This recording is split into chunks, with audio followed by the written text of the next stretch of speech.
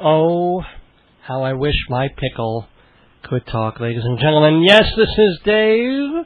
My pickle doesn't talk, but I do, and I'm very, very happy to talk to the author and performer of that particular song. His name is Dave J. Gerstein, but he's Dave J. to you and to me, and he's in the Daverhood with us on Dave's Gone By. Hello, Dave J. Hello, Dave. How are you doing? Oh, I'm great, and I thank you so much. Dave, we've been trying to coordinate this interview for a couple of weeks, and between my lumbago back and your schedule and trying to either get to New York and do it here. So first of all, thank you so much for coming out at 11 o'clock at night, schlepping a Babylon. When, yeah. Well, it's my pleasure. I really appreciate you having me. You're a lot of fun, and this is a lot of fun. Oh, good. It just started. It only gets worse from here. Oh.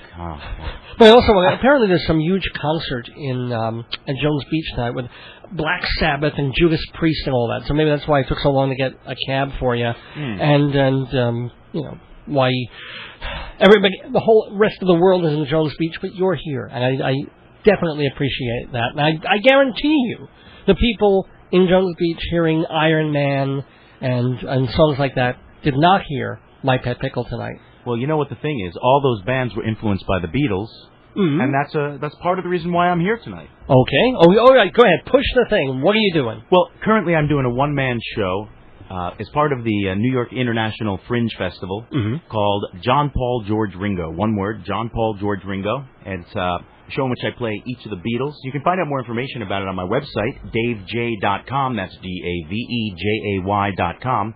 And essentially, I come out dressed as an amalgam of all four Beatles circa 1965, and the entire show is improvised and interactive with the audience. So the audience can ask any question of any Beatle, and I respond as that Beatle, morphing between the four different characterizations.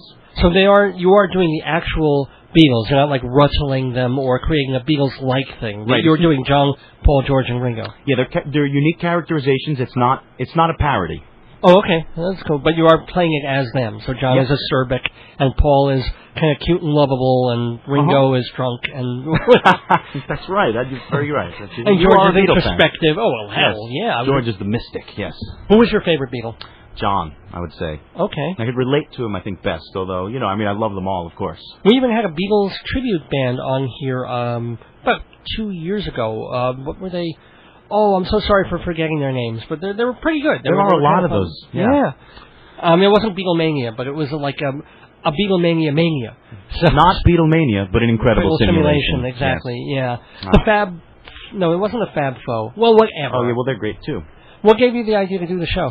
Well, initially I wanted to do something that would showcase what I thought were my creative strengths, doing impressions and writing songs and performing and improvising.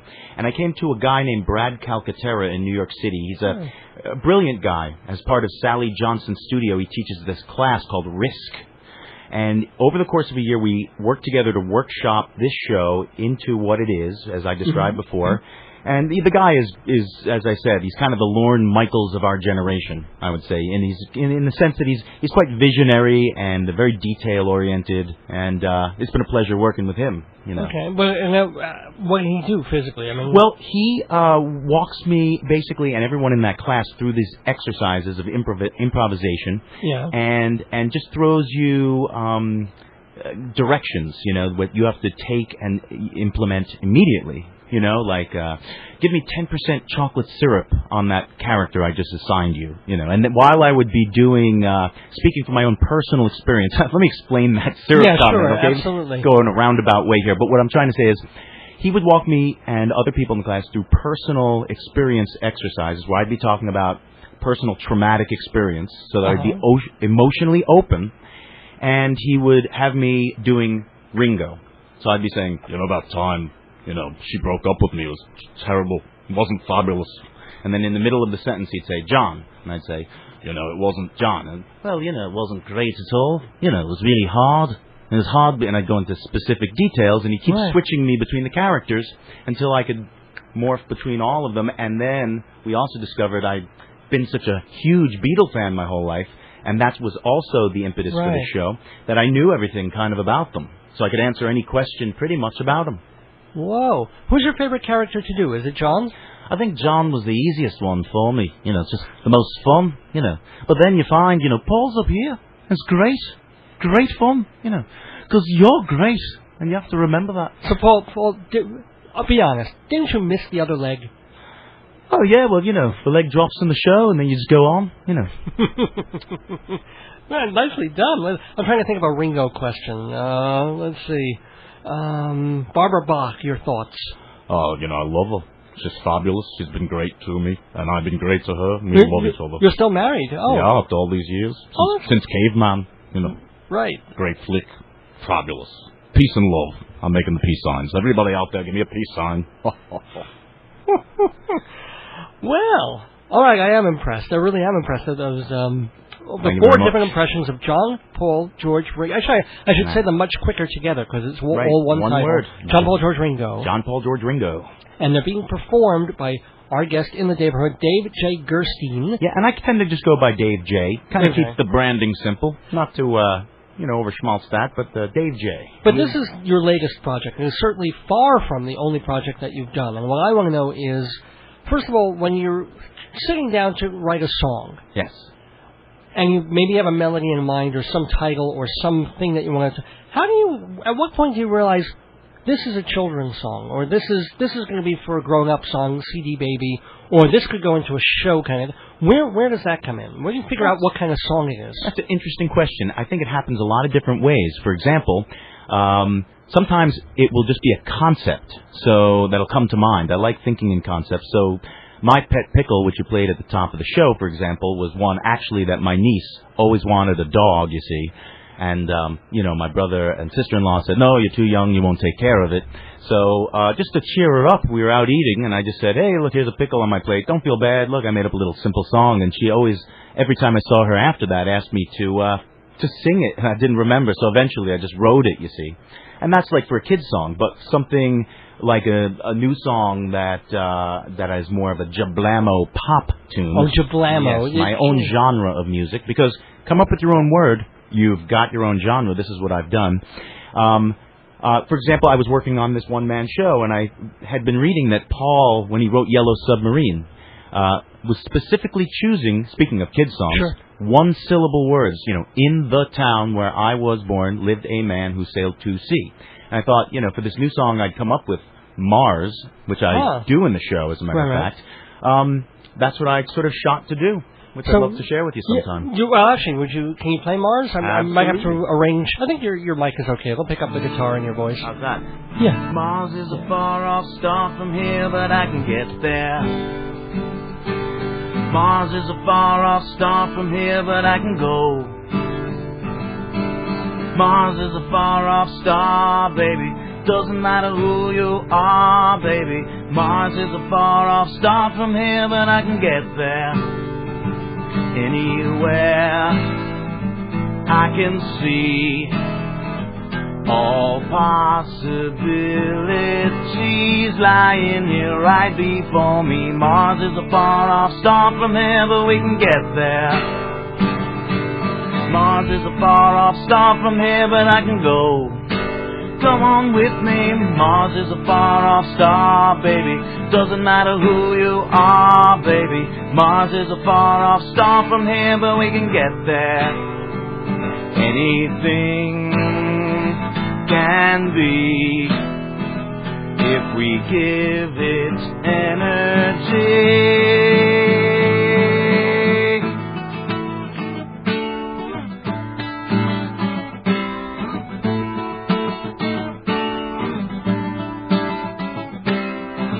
Meteoric roadblock, moon showers of space rock.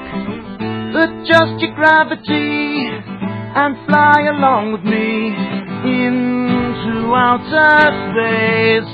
'Cause baby, face it, Mars is a far-off star from here, but we can get there. Come on along now, Mars is a far-off star from here, but we can go. Come on with me, Mars is a far-off star. Doesn't matter who you are. Mars is a far-off star from here, but we can go, go, go, go, go. There you are. I'm going to scream like a girlie in Shea Stadium. Oh my very God. girly in Shea Stadium, like Dave. Yeah, well, it's your mop top hair, you know. Yes. And it was I'm I going to be came straight humming. from the show, you see. I did the show this evening. Oh, I didn't realize. And yeah. I should mention that there are 3 left this week as part of the Fringe Festival. People can see John Paul George Ringo tomorrow night, August 11th at 9:30. Yes. Tuesday, August 12th at 5:15 in the afternoon, so you can get home real early. That's kind of neat. That's right. And then there's even kind of a matinee on this Thursday, August 14th, at 4:15. Where is it? This is at the Jazz Gallery in New York City. It's 290 Hudson Street. It's between Spring and Dominic down in Soho. What's the subway to that thing? That's the C and E train to Houston. Oh, okay, cool. And the 1 train to a to nearby Spring, destination. maybe. Yeah, that's right. Or the cool. C and E to Spring and the 1 to Houston, actually, I believe it is. So that was your first show last night. You got last night went great. Tonight went really great. And I really just been enjoying it, because every show is different, you see. Right, because the audience was asking all the questions. I mean, it's about, I guess, half the show is different every night, and the other half is the songs. Right. So, was it weird trying to write songs that would fit into a show about a band of Beatles rather than do Beatles songs? Somewhat. I like the angle of the fact that I'm so Beatle influenced, and that the songs sort of tied in as tracks that the Beatles never really got around to recording, or versions that were... Because sometimes I'll improvise songs in the show, so we'll be talking about something. Yeah. And I'll just use that opportunity to pick up my guitar and just improvise a song. Cool. So it's, At what point did you start writing songs as a kid? I started at 9 years old, believing myself to be, and wishing to be, the 5th monkey. Oh, so it wasn't even Beatles. I had not heard of the Beatles yet. Right. The Monkees led me to the Beatles. And it was at that point that I decided, having watched the Monkees and having gotten every Monkees album from every babysitter that I had, that I said, oh, what is this? A combination of great, catchy pop tunes and shtick? Oh, that's my life. It's unbeatable, right, okay. It's an unbeatable combo. We know this. Yeah. So, and do you remember the first song that you ever wrote? It was called 'Cause Girl, I Love You. That's a rather monkey-influenced track. Yeah. It went something like this. Oh, cool. What would you do if I took your heart? What if I said that you'd tear me apart? Do you think I lie? Something like this. Da, da, da, da, da. Please don't pass me by, 'cause girl, I love you. Yes, I love you more than anyone I ever loved. And in my heart I feel things that I've never felt before. It is just great to have that feeling. You are everything to me, 'cause girl, I love you. Ooh. It's good. It's good to know a G chord when you're... Right. It's like the C, G, and F is all you got. Actually, I had to go to sleepaway camp that summer where Marshall Zucker, another Long Islander, who was my camp counselor, also principal of a high school and a great vibraphonist, but he sat down at the piano and said, Marshall, could you just, if I sing this to you, could you find the chords? Cool. And that's how I know what the chords are. So you started on guitar. Do you love piano too, or do you are you multi-instrumental? Only to the extent that, as a songwriter, I can kind of find my way on pretty much any instrument and just write stuff. But the guitar is really what I write on. Cool. Yeah, because your albums, by the way, you have 2 albums out. One is sort of for children, right? Yeah, one is a kids one. Called Kids of All Ages, I like to say. Right. Called Balloon to the Moon. That's where that pickle song came from, by the way. That's right. And we also have a video that I did with my niece on my website for that I'm very proud of. You have your niece. How old is your niece singing about pickles? Well, she was about, I'm guessing, 9 or 8 when we recorded it. And she aged about 5 years after singing that. She's about 12 now. She's going to be 12. All right, Mazel. So, thank you. Mazel and 12, Tov, whichever it is. And Mazel 12. And then the follow-up CD is called Songs for Today's Attention Span. That's an adult, if you will, Jablamo Pop. Jablamo CD. Pop, right. Now, both of those I recorded. I have to give a good plug here, because the guy I work with is brilliant also. His name is Lenny Monticello, out of Williamsburg, Brooklyn. And really, he's just the best guy to work with. Great set of ears, can play any instrument, just we're a great team. He did a lot of the production orchestrations. Yeah, he did really all the production. We co-produced, but he really helped form that sound. Because it isn't just acoustic guitar on all these. I mean, really, I tend to play guitar and all the guitars and sing and some keyboards and a little more complicated keyboards. He plays all the bass. He's been in a lot of great bands. All Night Chemists is one to check out, and that's his current band. And he was in a band called This Way that did a lot of great stuff. Well, I'm so glad you came this way to be in the neighborhood. The only problem is we've got like 2 or 3 more minutes before you have to jump in a cab, and I've got to get on with the show. So, unfortunately, all the questions I have to ask you, I can't. Wait, quickly. Okay. You were an intern on Saturday Night Live. That was a great experience, yes. During the Dennis Miller, Phil Hartman, Dana Carvey days. Actually, Mike Myers and I had the same first day at the show. Oh, my gosh. That was amazing. We both have reddish hair, so people kept confusing Mike Myers and I. If only. Yeah, right. So any cool anecdote, anything you really remember? Well, for example, the first day that I was there, A. Whitney Brown, who was occasionally on Weekend Update, came up to me and said, "You're a comic, right?" And at that time, I was doing stand-up in the clubs and the open mics. I said, "Yeah." And I'd been highly discouraged in the hierarchical structure they had there, from discussing anything, even approaching any writers or any celebrities. And he goes, but he came up to me. So he goes, "You're a comic, right?" I said, "Yeah." He goes, "Well, why don't you do a few minutes of the writers' meeting this week?" And I said, "Okay." And he goes, "How about maybe even do a few minutes on the show this week?" And I'm like, "Oh, great. Yeah. I've been discovered. Go." And then he goes, oh, wait, you're the intern, aren't you? Yeah, I thought I was Mike Myers. We had a little in-joke with that between now and then. But I'm still good friends with a guy named Tom Schiller, who was the first writer hired for the original shows. Yeah. He embodied the original spirit of the comedy on the original Saturday Night Live, or Saturday Night, as far as I'm concerned. And a shout out to Tom Schiller, one of the funniest guys I know. All right. Well, shout out to you as well. Wish I could keep you talking. I wanted that anecdote out of you. We can keep and the one cab more waiting. Song. One more we really can't. The cab will go away. Yeah, okay. Trust me, the cab will kept go me away. Waiting, So what are we going to close with? It's a song called One Community that I also do in the show, but it's also on Songs for Today's Attention Span, so it kind of ties right in.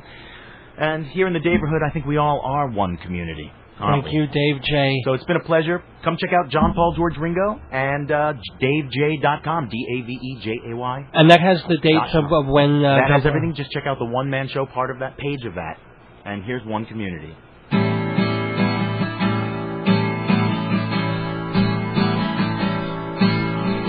Why can't we be one community? Why are we always breaking in three? Why can't we be one community? I'm talking about you and me. Put down your dukes and pick up the pieces of your life. Put down the nukes and the rope gun, missile bullet knife. Why can't we be one community? Why are we always breaking in three? Why can't we be one community? I'm talking about you and me. 'Cause anyone is someone when there's someone there to need you. When you're the one who freed you all the while.